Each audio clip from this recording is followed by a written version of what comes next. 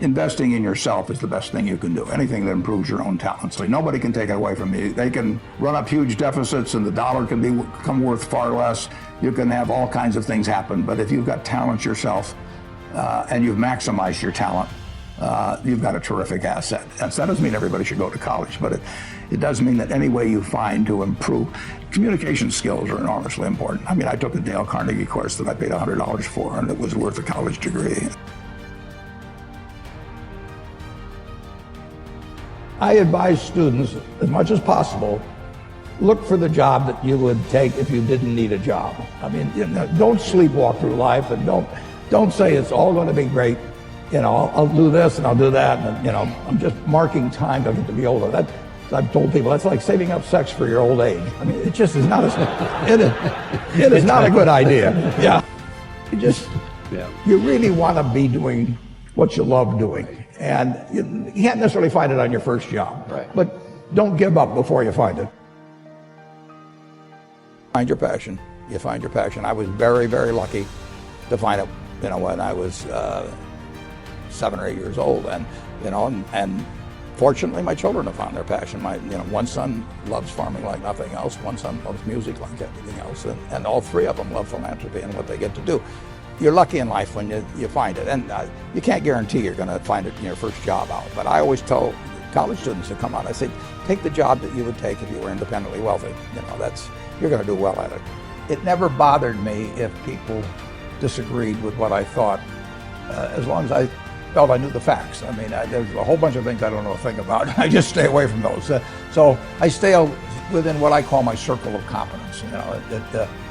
Tom Watson said it best. He said, I'm no genius, but I'm smart in spots, and I stay around those spots. Well, I try and stay around those spots, and I just don't have a problem if somebody says, you're wrong on something. I go back and look at the facts. And I think that really is much more important, frankly, than having a few points of IQ or having an extra course or two in school or anything of the sort. You need emotional stability.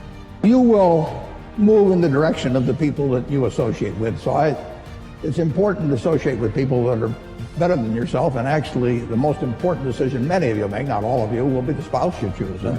And you want to associate with people who are the kind of person you'd like to be. You'll move in that direction, and the most important person by far in that respect is your spouse. I can't overemphasize how important that is, and you're right. The friends you have, they will form you as you go through life, and make some good friends, keep them for the rest of your life, but have them be people that you admire as well as like. Cash is always a bad investment. I mean, when people said cash is king a year ago, I mean, that's crazy. I mean, cash wasn't producing anything, and it was sure to go down in value over time. And then you always want to be sure you have enough. I mean, it's like oxygen. You want to be sure it's around, but you don't need to have excessive amounts of it around. And cash, we will always have enough cash around. But anytime we have surplus cash around, I'm unhappy. I mean, I would much rather have good businesses than cash. And we found a chance in the last year or thereabouts to deploy. We came in with something over $40 billion in cash, right, and we've got about $20 billion now, and we've had some earnings. So we put a lot of cash to work, and I like that. No, I'd much rather own a good business than have cash. And it is a hedge against the dollar?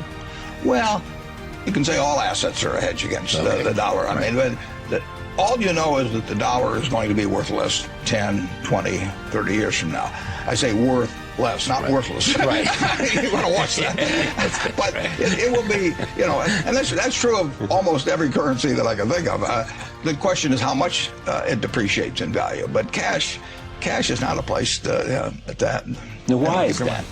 Well, because the dollar is going to be worth less. Because we'll print more of them in relation to the amount of goods that are moving.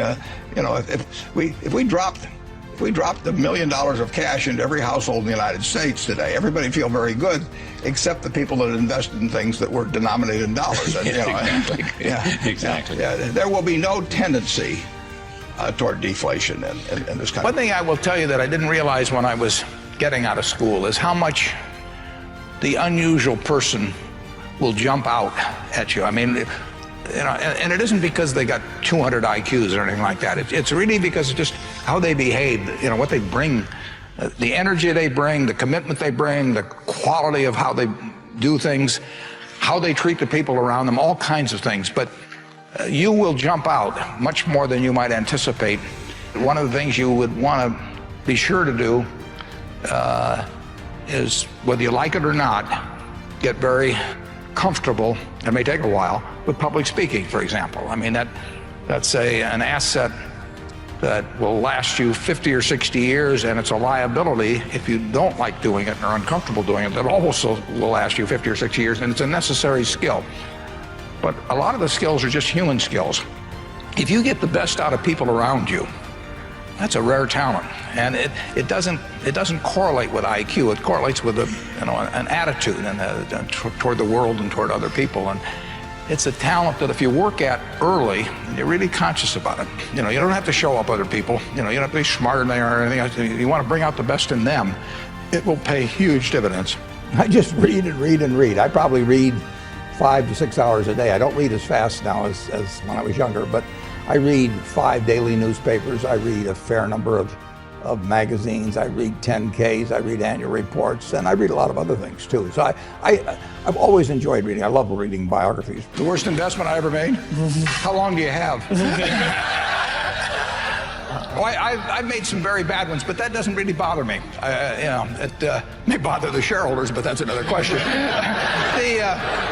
You're gonna make mistakes in life. I mean, there's no question about it. You don't want to make them on the big decisions, who you marry and some things like that. So there's no way I'm going to make a lot of business and investment decisions without making some mistakes. I may try to minimize them.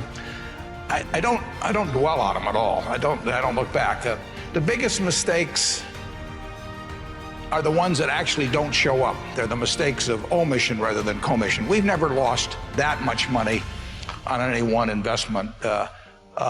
But it's the things that I knew enough to do that I didn't do. We have missed profits of as much as, maybe $10 billion in things that I knew enough to do and I didn't do. Now, the fact I didn't buy Microsoft way back is not a foregone opportunity because I didn't know enough to make that decision. But there have been other investments where I did know enough to make the decision, and for one reason or another, I either didn't do it at all or I did it on a small scale. I was sucking my thumb when I should have been writing checks, basically. And those don't show up. There's no place where it shows missed opportunities, but I've missed some big ones. The triumphs in life are partly triumphs because you know that everything isn't going to be a triumph. I would never get too hung up on mistakes. I know a lot of people that really agonize over them, and it just isn't worth it. I mean, tomorrow's another day, and you live it forward and just go on to the next thing.